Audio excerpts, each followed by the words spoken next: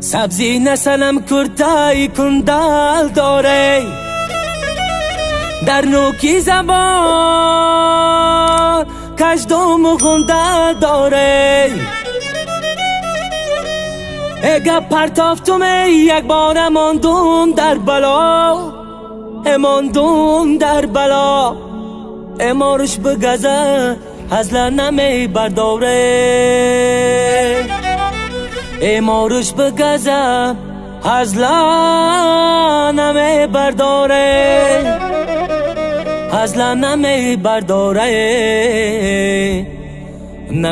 برداره یوره. السلام علیکم پدران، مادران، برادران و خواهران عزیز، خوش آمدید به کانال همنوا. با شما هستم علی اکبر. دوستان عزیز، چیزی که معلوم است از دسترخوان ما برای اومدی ایدی نوروز برای شما نوار کردیم در نویای فرخور در یکی از خانه های برادرمون. ما از دسترخوان سر کردگی تو کوچه های نویای فرخور و تو درخت و تو دنگیچه را مقصد ویدیو کردگیم. و هم خاطر دوستان لایک بمونیم، پدید میکنیم و حضور میشنیم، تماشا میکنیم، حلاوت میبریم.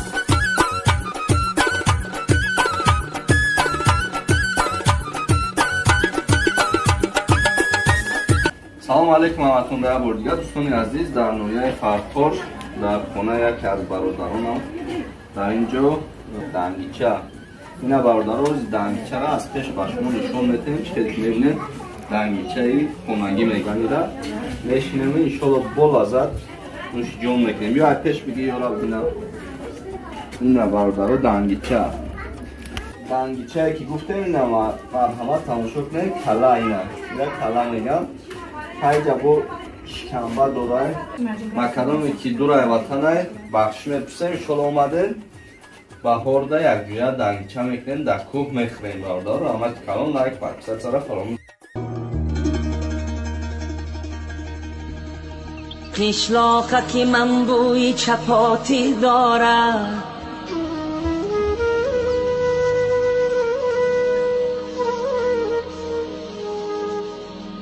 قشلاقکی من بوی چپاتی دارد شیرینی شیرینی توتی دارد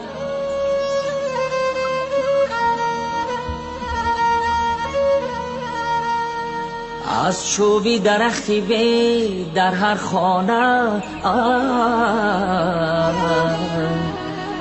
گوهره سبزی ملکوتی دارد آن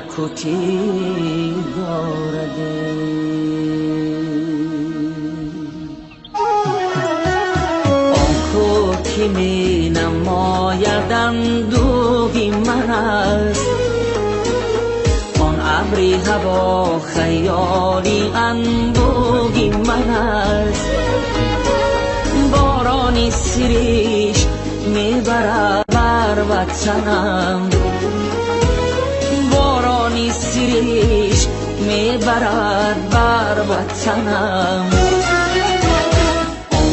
کی میوزد بران آهی من است آهی من است آه وطنم جان وطنم جان وطنم